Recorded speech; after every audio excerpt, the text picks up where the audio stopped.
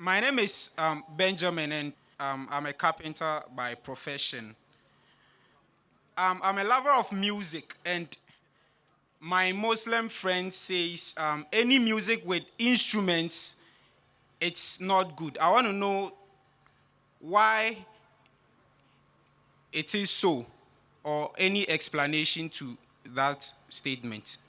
The brother asked the question that his Muslim friends tell him that any music with instrument is not correct. Why? Our Prophet Muhammad ﷺ said he prohibited the use of musical instrument except the duff. The duff is, one side open drum. It's not a drum, it's a duffly. The reason is that when you play music, there are chances that you can get deviated, you get carried away. In poetry, etc., you get carried away. They start praising people and they go beyond the limits. So music takes you away many a times. You hear in the songs, pop songs, beat it, beat it. What does it mean? You don't understand, yet people are repeating it, correct? Funky town, what funky town? It doesn't have any meaning only. So when people hear music and they start singing, they say things which have no meaning and they enjoy. It takes you away from the worship of Allah subhanahu wa ta'ala. Takes you away from worship of Almighty God. That's the reason it is not allowed in Islam. Brother, but these are all minor issues. The main issue today we are discussing is about Almighty God. Do you believe there is one God? Yeah, I believe in one God. Do you believe Jesus is God? No. Very good. Do you believe Prophet Muhammad is a messenger of God? I believe he is the messenger of God. MashaAllah. So if you believe that there is no one worthy of worship except Almighty God, and you believe that Prophet Muhammad is a messenger of God, that means you are a Muslim. These are minor issues whether music is allowed or not. The main issue is that if you believe there is one God, and if you believe Prophet Muhammad is a messenger of God, you enter into the fold of Islam. Would you like to say it in Arabic? I came to ask questions. Please, can you let me finish my questions before? No, your question is, I already answered your question. Didn't I answer your question? You asked me, why is musical instrument not allowed? I gave you the answer. That's the first question. I have a different... Oh, so you have one more question? Yeah, I have more questions. So I should know that. I cannot read people's mind. Okay. How many questions do you have, brother? Should we... How many more questions do you have? About 4. 4? Yeah. Normally, we ask one question at a time, and for next question, go behind the queue. If it's short questions, I'll take it, otherwise I'll go behind the queue. Yes, brother, what's the next question? Believing Prophet Muhammad is the messenger of God makes you a Muslim. What about believing Jesus Christ is the messenger of God? Very good question. If you believe that Prophet Muhammad is the messenger of God, you become a Muslim. If you believe Jesus is the messenger of God, that also makes you a Muslim. You cannot be a Muslim if you do not believe Jesus is the messenger of God.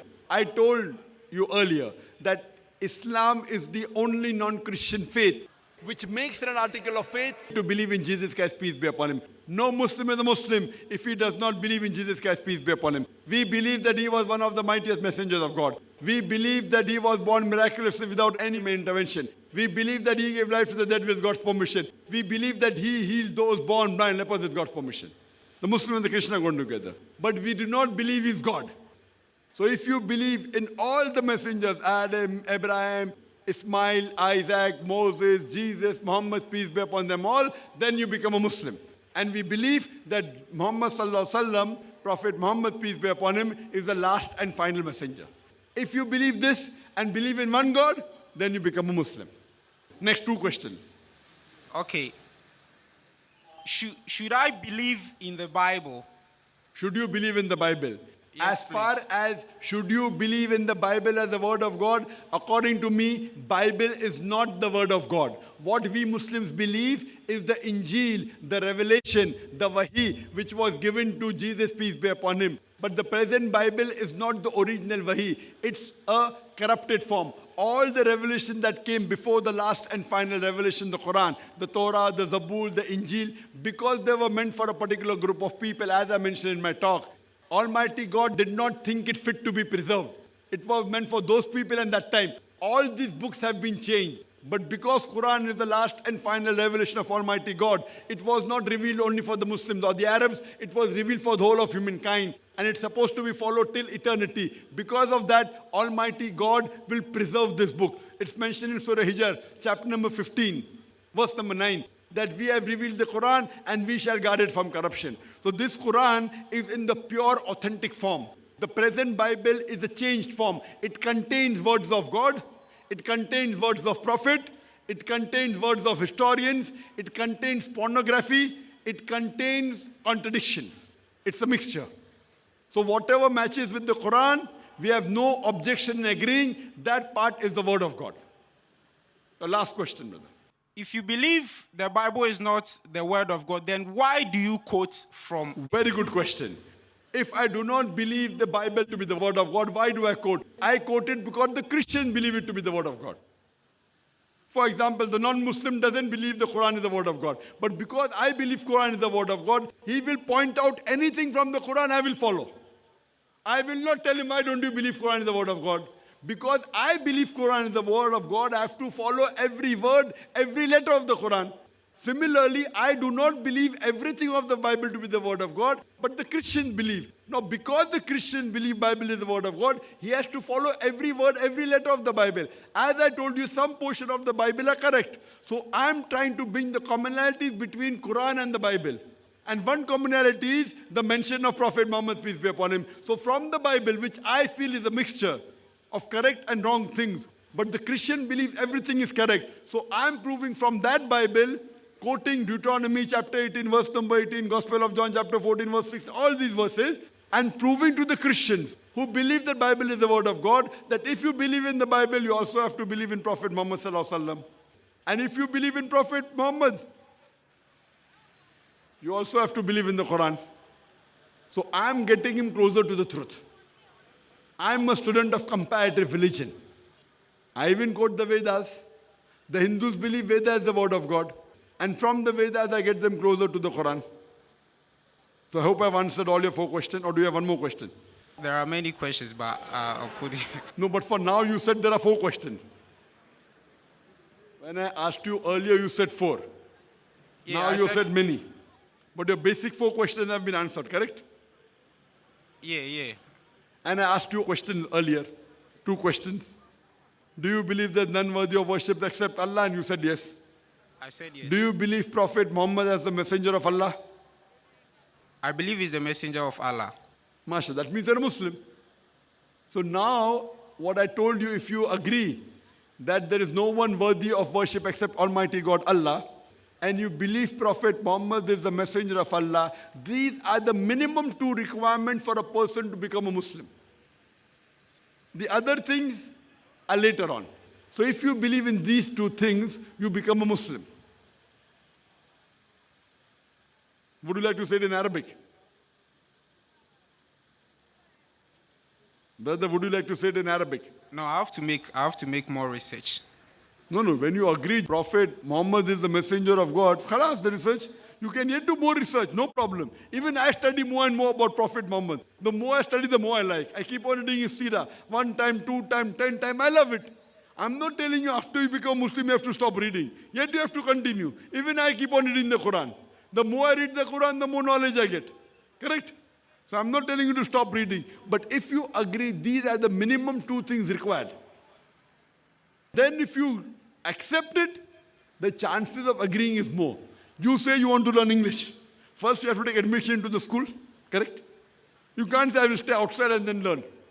You have to join. And once you join, you start going regular. If you don't join, then you don't go regular. Then the chances of you learning is less. Correct? Yeah. So would you like to join the religion of Islam? You believe there's one God? You believe Prophet Muhammad is the messenger of God. These are the minimum 2 things. According to me, you're already a Muslim. According to me, you're already a Muslim. So if, Muslim means one who submits his will to God.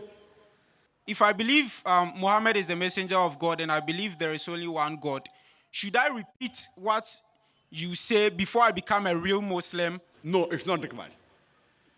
Once you believe, you become. It's between you and Allah. It's between you and God. You don't have to say it in public also. You can even hide quietly and follow the religion. No one can stop you. But normally when you proclaim, the chances you will grow in that religion is more. If your life is in danger and you do it hidingly, it's accepted. You don't have to say it in front of the public. It's between you and Allah. I don't have to interfere with it. But normally when you proclaim it, the chances you will grow in it and the practice increases better. If you say, no, I don't want to proclaim it, no one can force you. Therefore I ask, is anyone forcing you? I ask that question. Forcing in Islam is prohibited. Allah says in the Quran in Surah Baqarah chapter 2 verse number 256, La ikrah fid din. There is no compulsion in religion. Truth stands out clear from error. But it continues. If you hold the hand of Allah, He will take you from darkness to light. If you hold the hand of the Satan, he will take you from light to darkness. But when you say it, there are chances more that other people now will come and give you more information. You will do more research. And the chances of you growing, going to standard 2, 3, 4, 10, graduate, postgraduate, easier. Do you understand? So saying is not compulsory, it is preferable. Would you like to say it? According to me, you're already a Muslim. Would you like to say it? If you want to say yes. Otherwise, no. No one can force you. No, I don't want to say it. Okay, but you believe? Keep on believing it. You can practice even individually, no problem. I would request you to read more. And if you believe that there is no God but Allah and Prophet Muhammad is a messenger, you become a Muslim. And may Allah grant you good in this world and the Akhirah. May Allah put you in Jannah. Thank you. Thank you, brother. Most welcome.